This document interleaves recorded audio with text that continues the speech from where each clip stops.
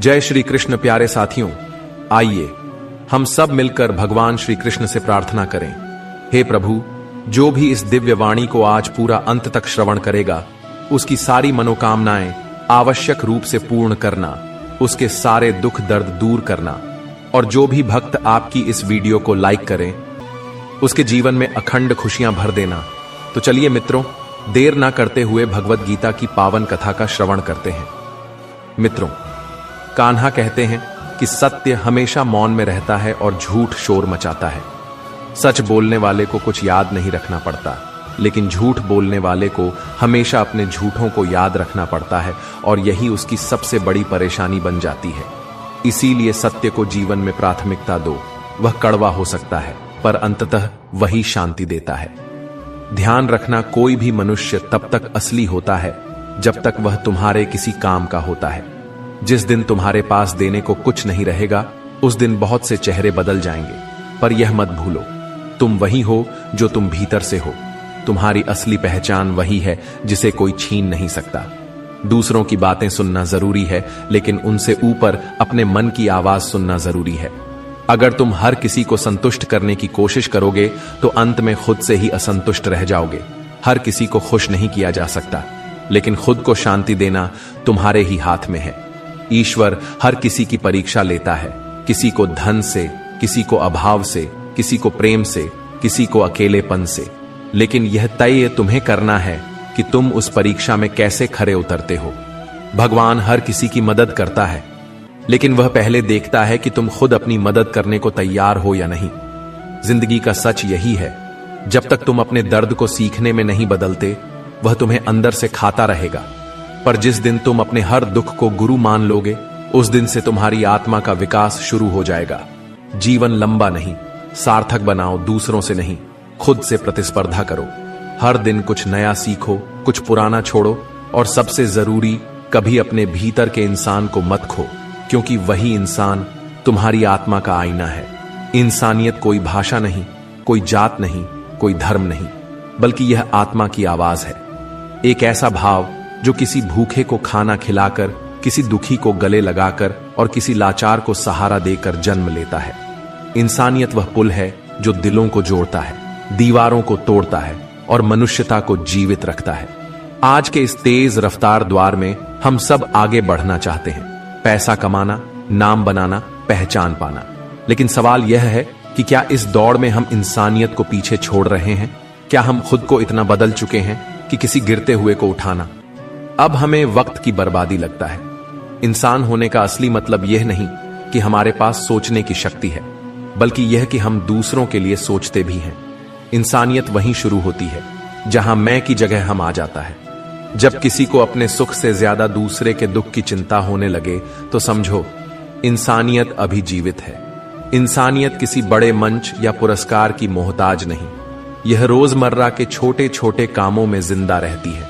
किसी अनजान मुसाफिर को रास्ता बता देना, बारिश में किसी को छाता दे देना, किसी गरीब को कपड़े बांटना या किसी अकेले को दो पल सुन लेना। हम अक्सर सोचते हैं कि समाज की समस्याएं बहुत बड़ी हैं और हम अकेले कुछ नहीं कर सकते, लेकिन याद रखिए, समुंदर की शुरुआत भी एक बूंद से होती है। जब एक एक इंसान इंसानियत दिखाने लगेगा, तभी समाज बदलने लगेगा। मित्र कान्हा कहते हैं, अगर तुम्हारे पास देने के लिए धन नहीं है, तो भी मुस्कान बांटो, दया बांटो, सहानुभूति बांटो, क्योंकि यही तो असली दौलत है। हम अपने अपने धर्मों में गहराई से आस्था रखते हैं, पूजा पाठ करते हैं, व्रत रखते हैं, मंदिर मस्जिद गुरुद्वारों में सिर झुकाते हैं, लेकिन क्या हमने कभी किसी भूखे को खाना खिलाकर अपना धर्म निभाया है? इंसानियत वही धर्म है जो हर धार्मिक पुस्तक की जड़ में है। गीता कहती है कि आत्मा अमर है, कुरान कहती है रहमत बांटो, बाइबल कहती है प्रेम सबसे बड़ा है, और गुरु ग्रंथ साहिब कहता है सेवा ही सच्चा धर्म है। अगर इतनी सारी पवित्र किताबें एक ही बात कहती हैं, तो हमें किस बात का संकोच? धर्म के नाम पर दीवारें खड़ी करना, लड़ना, नफरत फैलाना, यह इंसानियत नहीं, यह अज्ञानता है। जब किसी की पीड़ा देखकर तुम्हारी आंखें नम हो जाएं, जब किसी की भूख देखकर तुम्हारा पेट भरने का मन न करे, तब समझना तुम सच्चे इंसान हो। इंसान के जीवन का सबसे बड़ा उद्देश्य सिर्फ स्वयं के लिए जीना नहीं होता, बल्कि दूसरों के जीवन में थोड़ा उजाला भरना होता है। वह उजाला जो किसी अंधेरे में घिरे व्यक्ति के लिए उम्मीद बन जाए। इंसान वही जो खुद रोते हुए भी किसी को हंसाने का जज्बा रखे। इसीलिए अगर तुम में यह भावना है कि किसी का भला हो जाए, चाहे तुम्हें उसका कोई लाभ ना मिले, तो समझो कि तुम्हारे अंदर इंसानियत है और यही भावना तुम्हें ईश्वर के सबसे करीब लाती है। कभी कभी एक साधारण सी बात भी किसी टूटे हुए दिल को जोड़ सकती है। एक हाथ जो किसी को सहारा देता है, वह मंदिर में चढ़ाए गए फूलों से भी पवित्र होता है। याद रखो, ईश्वर हर जगह नहीं होता, इसलिए उसने इंसानियत को जन्म दिया। हम आधुनिक होते जा रहे हैं, तकनीकी रूप से आगे बढ़ रहे हैं, लेकिन क्या हमारे दिल भी उसी रफ्तार से विशाल हो रहे हैं? क्या हमारे अंदर अब भी वह संवेदना बची है जो किसी दुखी की पीड़ा समझ सके? दुनिया में जख्म देने वाले बहुत मिलते हैं, लेकिन जख्म भरने वाले बहुत कम। अगर तुम उस अल्पसंख्यक वर्ग में हो जो किसी के घाव पर मरहम लगाता है, तो तुमसे बड़ा इंसान कोई नहीं। मित्र कान्हा कहते हैं, इंसान के कपड़े मैले हो सकते हैं, उसका नाम अनसुना हो सकता है, उसकी जेब खाली हो सकती है, लेकिन अगर उसका दिल साफ है तो वह मेरे लिए सबसे सुंदर है। जब कोई देख नहीं रहा होता, तब भी अगर तुम भला कर रहे हो तो समझो तुम्हारे अंदर असली इंसानियत है। दुनिया की नजरों में अच्छा दिखने के लिए किया गया दान दिखावा है, लेकिन जब तुम किसी अनजान को बिना किसी उम्मीद के मदद करते हो, तब वह कर्म तुम्हारी आत्मा का श्रृंगार करता है। इंसानियत तब नहीं मरती जब कोई अन्याय करता है, बल्कि तब जब कोई उसे देखकर भी चुप रहता है। इसीलिए अगर तुम कुछ नहीं भी कर सकते तो आवाज तो उठाओ, किसी के लिए खड़े तो हो। हम नफरत के साए में जीते जीते थक चुके हैं।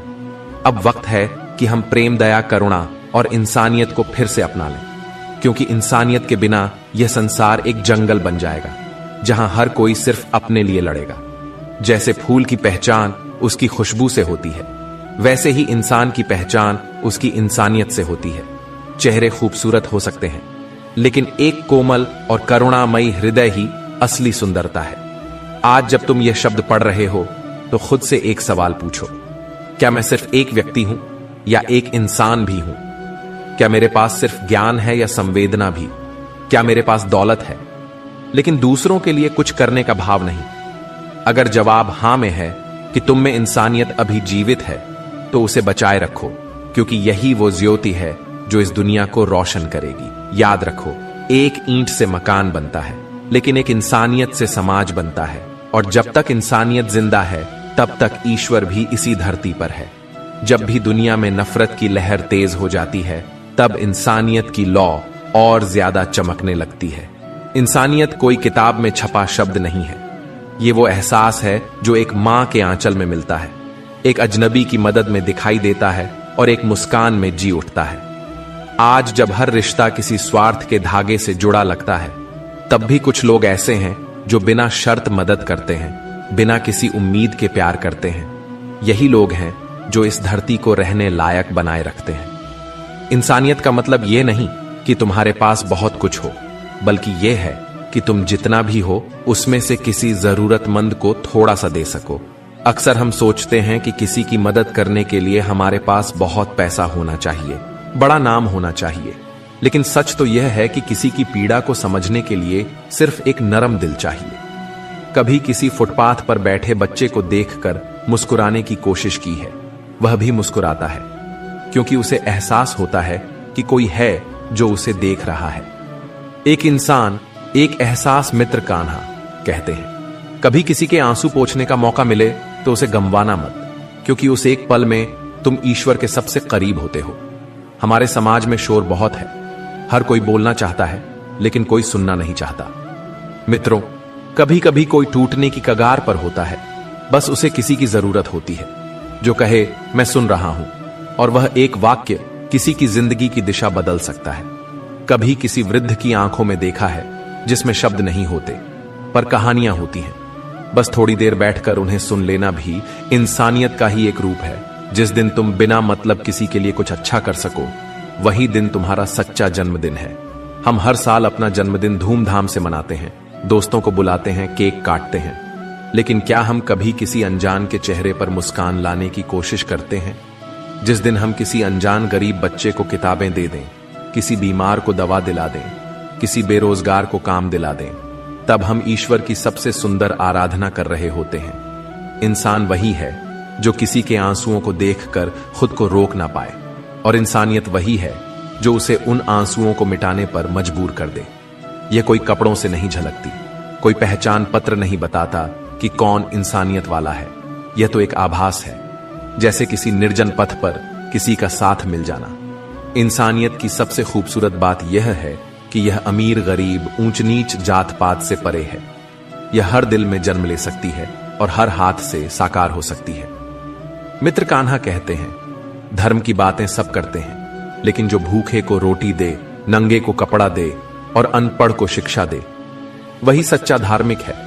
आज के समय में हम बच्चों को ताकतवर बनाना चाहते हैं, उन्हें ट्रेनिंग दिलाते हैं, स्पर्धाओं में भाग दिलाते हैं, लेकिन क्या हम उन्हें करुणा सिखा रहे हैं? क्या उन्हें यह बता रहे हैं कि किसी बूढ़े को सड़क पार कराना भी एक वीरता है? संवेदनशीलता कमजोरी नहीं, सबसे बड़ी ताकत होती है। वह इंसान जो दूसरों की पीड़ा को अपने हृदय में उतार सकता है, वह कभी अपने व्यवहार से किसी को चोट नहीं पहुंचा सकता। घमंड इंसान को केवल ऊंचाई देता है, ऊंचाई नहीं। जब हम सोचते हैं कि हम सबसे ज्यादा जानते हैं, तब हम सबसे बड़ा भ्रम पाल लेते हैं। इंसानियत वही है जो सामने वाले को छोटा नहीं बल्कि बराबर का समझे। जब हम किसी की मदद इसलिए नहीं करते कि वह गरीब है, बल्कि इसलिए कि वह इंसान है, तब हम इंसानियत के असली रास्ते पर होते हैं। बहुत आसान है किसी से यह कहना कि तुम ऐसा क्यों नहीं करते, तुम अपनी हालत क्यों नहीं सुधारते, लेकिन कभी खुद से पूछो, क्या तुमने उसकी हालत समझने की कोशिश की? कभी किसी गरीब से यह मत पूछो कि वह भीख क्यों मांगता है, हो सके तो उसे काम दो। कभी किसी विधवा मां से यह मत पूछो कि वह अकेली क्यों है, हो सके तो उसके बच्चे को पढ़ाओ। जब कोई तुमसे नफरत करे और तुम उसे दुआ दो, तब तुमने उसे नहीं, अपने भीतर के राक्षस को जीत लिया। इंसानियत यही है, बदले में बदला नहीं बल्कि माफी देना। जैसे फूल अपने ऊपर गिरने वाले धूल को झटक कर और भी सुंदर खिलता है, वैसे ही इंसानियत हर बुराई को झटक कर और भी गहराई से चमकती है। हम सबके भीतर कहीं ना कहीं इंसानियत जिंदा है, बस जरूरत है उसे नींद से जगाने की। वह तभी जागेगी जब हम खुद को बदलेंगे। जब हम यह सोचने लगेंगे कि मैं किसी का भला कैसे कर सकता हूं, तब हमारी आत्मा खिलने लगेगी। दुनिया में क्या लेकर आए थे और क्या लेकर जाएंगे? कुछ नहीं, लेकिन अगर हम किसी एक जीवन में भी थोड़ा उजाला भर सके तो हमारी जिंदगी सार्थक हो गई। क्योंकि एक इंसान की अच्छाई से पूरी दुनिया नहीं बदल सकती, लेकिन किसी एक इंसान की दुनिया जरूर बदल सकती है, और यही है इंसानियत की असली शक्ति। मित्रों, कान्हा ने सिखाया कि जीवन का हर क्षण एक योग है, आत्मा और परमात्मा का मिलन। लेकिन यह योग केवल ध्यान में नहीं होता, यह तुम्हारे व्यवहार, बोलचाल, सेवा और नियत में भी झलकना चाहिए। जब तुम ईमानदारी से कर्म करते हो, जब तुम बिना अपेक्षा के प्रेम करते हो, जब तुम अहंकार को त्याग कर क्षमा कर देते हो, तब तुम श्री कृष्ण के मार्ग पर चल रहे होते हो। कान्हा कहते हैं, जिसने स्वयं को जीत लिया उसने पूरी दुनिया जीत ली। पर स्वयं को जीतना सबसे कठिन युद्ध है, क्योंकि यहां तुम्हें अपने आलस्य, क्रोध, ईर्ष्या, द्वेष और अहंकार से लड़ना होता है। पर जिसने यह कर लिया वह वास्तव में वीर है। जीवन में जब विपत्ति आए, जब रास्ते बंद हो जाए, जब तुम्हें लगे कि कोई सहारा नहीं बचा, तब श्री कृष्ण की एक बात याद रखना, मैं हूं, बस मुझ में आ जाओ। यही पूर्ण समर्पण है। जब तुम इस भावना में उतर जाते हो कि अब जो होगा वह श्री कृष्ण की इच्छा से होगा, तब जीवन में असीम शांति उतर आती है। कान्हा कहते हैं, जो तुम्हारे साथ है वह तुम्हारी परीक्षा है, और जो चला गया वह तुम्हारा पाठ था, पर जो अब सामने है वही तुम्हारा कर्म है। इसीलिए जीवन में अटकने का नहीं, बहने का अभ्यास करो। हर स्थिति को स्वीकार करने की शक्ति लाओ। हां, प्रयास करो, लेकिन परिणाम से मत बंधो। प्रेम करो, लेकिन नियंत्रण मत करो। सेवा करो, पर अहंकार मत पालो। त्याग करो, पर दिखावे के लिए नहीं। मित्रों, कान्हा कहते हैं, हर दिन को केवल एक तारीख या तारीखों की भीड़ ना समझो, उसे एक साधना मानो। जैसे हर सूरज की किरण तुम्हें खुद से जोड़ने का निमंत्रण दे रही हो। हर रिश्ता तुम्हारे जीवन में एक सेवा का अवसर है, जहां तुम अपने अहंकार को त्याग कर केवल देना सीखते हो। हर दुख तुम्हारे भीतर छिपी दुर्बलता को पहचानने की एक कसौटी है, और हर सांस ईश्वर की दी हुई वह अमूल्य भेंट है जिसे पाकर तुम्हें धन्यवाद के भाव में झुक जाना चाहिए। माया हमें तब अपने मुंह में बांधती है जब हम अपने भीतर की जागरूकता को खो देते हैं। इसीलिए श्री कृष्ण का पहला संदेश है, स्वयं को जगा दो। हर सुबह जब नींद से उठो तो खुद से एक प्रश्न करो, क्या मैं आज भी मोह के जाल में जीने वाला हूं, या कृष्ण की चेतना में उत्तर धीरे धीरे तुम्हारे भीतर से ही आएगा, कभी मौन में, कभी विचारों में, लेकिन आएगा जरूर। श्री कृष्ण ने 3 अमूल्य सूत्र बताए हैं जो हमें माया से मुक्त करके आत्मा की ओर ले जाते हैं, साधना, सेवा और समर्पण। पहला सूत्र, साधना। हर दिन कुछ पल ऐसे निकालो जो केवल श्री कृष्ण के नाम के लिए हो। जोर से नहीं, किसी दिखावे या अभ्यास के लिए नहीं, बल्कि उस मासूम बच्चे की तरह जो अपनी मां को पुकारता है। बस उसी सरलता से श्री कृष्ण का नाम जब अंतर से निकले तो वह भीतर की अशांति को पिघलाकर उसे एक मीठी शांति में बदल देता है। धीरे धीरे मन के विकार मिटने लगते हैं, इच्छाएं शांत होने लगती हैं और माया का प्रभाव हल्का पड़ने लगता है। दूसरा सूत्र, सेवा। जो भी कार्य तुम्हें मिला है, चाहे वह घर संभालना हो, खेत जोतना हो, कार्यालय में बैठना हो या दुकान चलाना, उसे सेवा मानकर करो। श्री कृष्ण कहते हैं कि जब तुम अपने हर काम को मेरी भेंट मानकर करोगे तब वह केवल काम नहीं रहेगा, वह एक पूजा बन जाएगा। जब तुम बर्तन धोते हुए, भोजन बनाते हुए या अपने प्रियजनों की मदद करते हुए सोचोगे कि यह मैं श्री कृष्ण को समर्पित कर रहा हूं, तब वह क्रिया तुम्हारी आत्मा को हल्का और निर्मल कर देगी। और तीसरा सूत्र, समर्पण। यह राह सबसे कठिन लगती है, लेकिन यही सबसे मधुर मार्ग भी है। जब जीवन में कुछ ऐसा हो जाए जो हमारी चाह के विरुद्ध हो, बीमारी, हानि, अलगाव या कोई असहनीय दुख, तब हम अक्सर टूट जाते हैं और प्रश्न करते हैं, क्यों मेरे साथ? लेकिन श्री कृष्ण कहते हैं, जो घट रहा है वह मेरी जानकारी में है और जो नहीं हो रहा वह मेरी इच्छा में नहीं है। जब हम यह समझते हैं और दुख को भी स्वीकार करने लगते हैं, तब माया की सबसे मजबूत दीवार भी ढहने लगती है। हम अक्सर किसी व्यक्ति से इतना मोह कर बैठते हैं कि अगर वह दूर हो जाए तो हमें लगता है जैसे हमारी दुनिया ही खत्म हो गई। लेकिन श्री कृष्ण कहते हैं कि प्रेम ऐसा हो जो बंधन ना बने, बल्कि एक ऐसा पंख बन जाए जो उड़ान दे। अगर आप किसी से सच्चा प्रेम करते हैं तो उन्हें जकड़िए मत, बल्कि उन्हें खुद को खोजने की स्वतंत्रता दीजिए। उन्हें केवल उनके अच्छे रूप में नहीं, बल्कि उनके बदलते स्वरूपों में भी स्वीकार कीजिए। मित्रों, एक बार रुक्मणी जी ने श्री कृष्ण से पूछा, प्रभु, आप इतने लोगों से प्रेम करते हैं तो क्या मैं आपके लिए विशेष नहीं हूं? श्री कृष्ण मुस्कुराए और बोले, प्रेम को गिना नहीं जाता, प्रेम तो बहता है, और जो प्रेम मापा जाए वह व्यापार बन जाता है। रुक्मणी, तुम तो मेरे अंतकरण की वह कोमल भावना हो जो हर भक्त के भीतर विद्यमान है। यह उत्तर केवल रुक्मणी के लिए नहीं था, यह हम सबके लिए था। प्रेम बांटो, लेकिन उससे दूसरों को बांधो मत। अब बात करते हैं उस अंतिम सूत्र की जो श्री कृष्ण ने बार बार बताया, स्वधर्म में स्थित हो जाना। अर्थात जो तुम्हारी प्रकृति है, कृति, जो तुम्हारा मार्ग है, उसे समझो और उसी पर चलो। दूसरों की नकल मत करो, उनके रास्ते मत अपनाओ। एक मछली अगर उड़ने की कोशिश करे या पेड़ पर चढ़े तो वह अपनी वास्तविकता खो देगी। श्री कृष्ण कहते हैं, तुम वही हो जो तुम्हारी आत्मा में लिखा है, उसी रूप में खिले जहां तुमको प्रकृति ने रखा है। मुझ में स्थित होकर वही बनो जो तुम वास्तव में हो सकते हो। मित्रों, कान्हा कहते हैं, मोह माया से निकलने का मार्ग कोई जटिल या सन्यासियों वाला कठिन रास्ता नहीं है। वह तो हमारे अपने ही जीवन में छिपा है। वह हमारे हर निर्णय में है, हर सुबह की शुरुआत में है, हर रिश्ते की भावनाओं में और हर कर्म की नियत में समाया है। बस जागिए, हर दिन श्री कृष्ण का स्मरण कीजिए, थोड़ा थोड़ा मोह त्यागते जाइए और आत्मा को हल्का करते जाइए।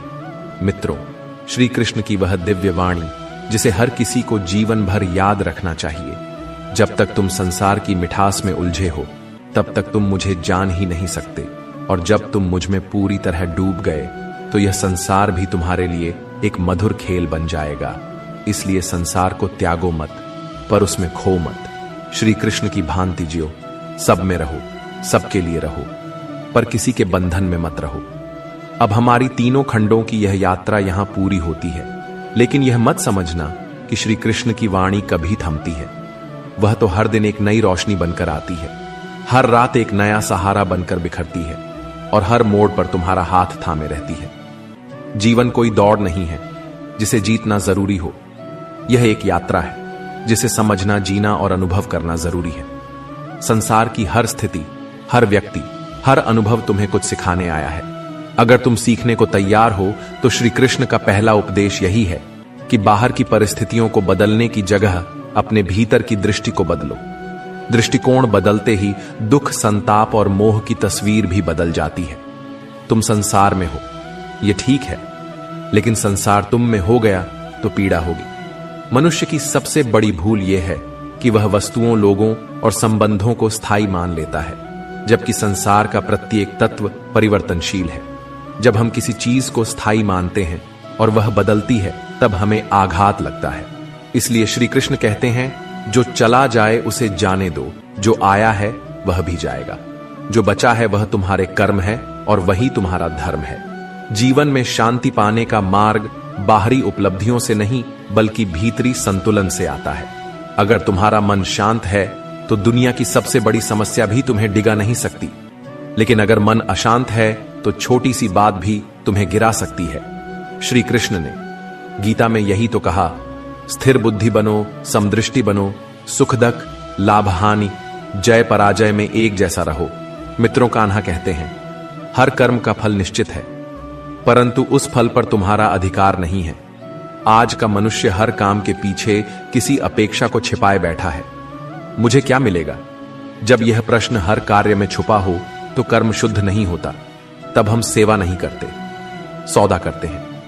और सौदा करने वाला व्यक्ति हमेशा भय और आशंका में जीता है। अगर यह ना हुआ तो श्री कृष्ण कहते हैं, जो कर्म बिना फल की चिंता के किया जाए वही सच्चा कर्म है, वही आत्मा को मुक्त करता है।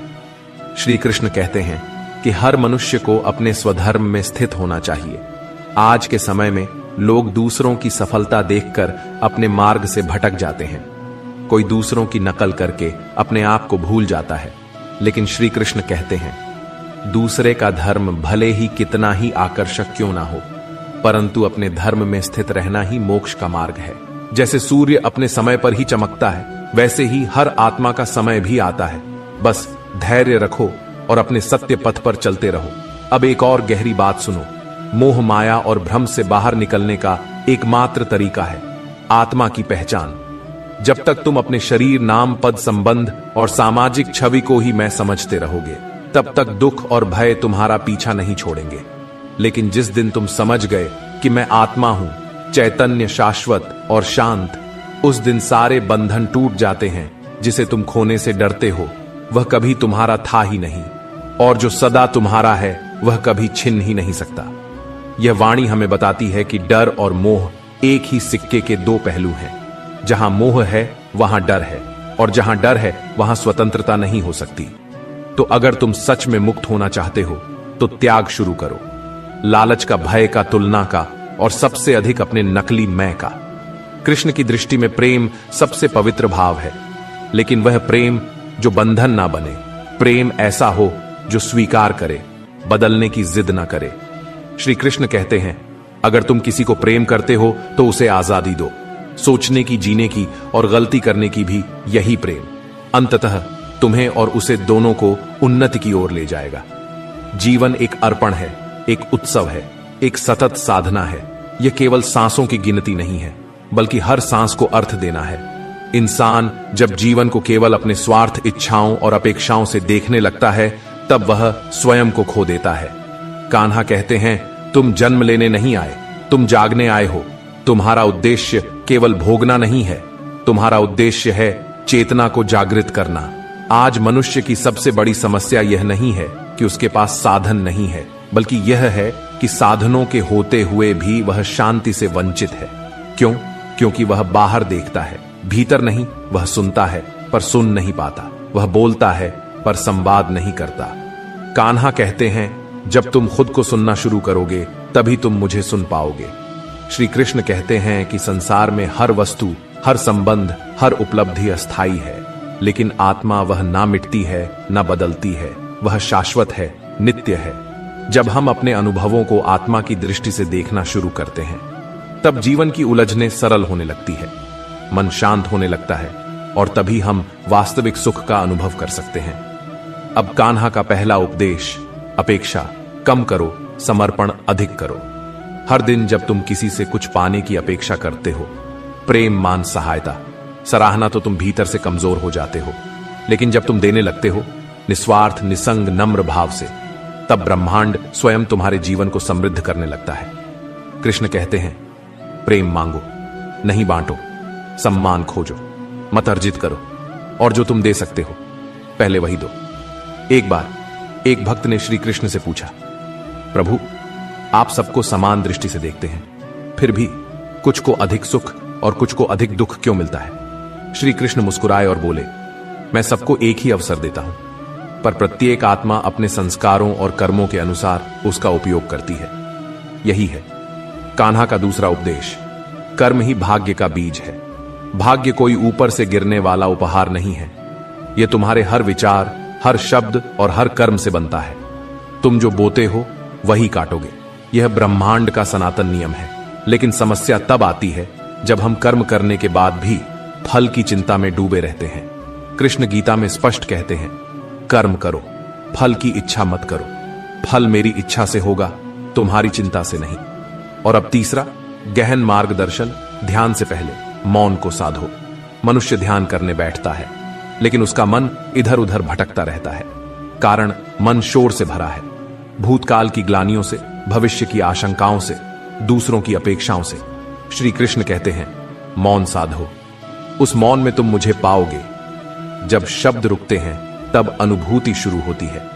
एकांत में बैठकर जब तुम श्री कृष्ण का नाम लो, बिना किसी विशेष शैली, बिना किसी नियम, बस प्रेम से, जैसे एक बच्चा अपनी मां को पुकारता है, तब वह नाम तुम्हें भीतर से स्पर्श करता है।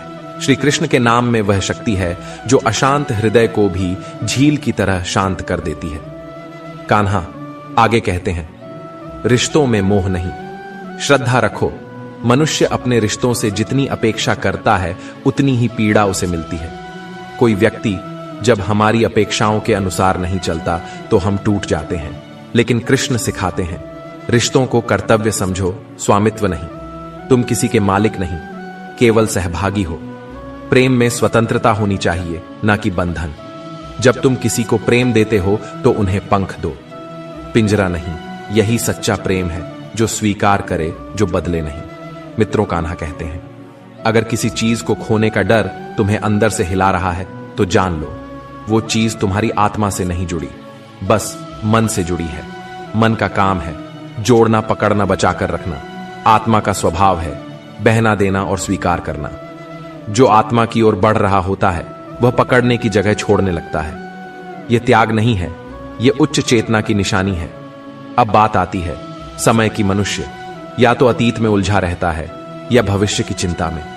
श्री कृष्ण कहते हैं, वर्तमान में आओ, यही क्षण सत्य है, यही पल जीवन है।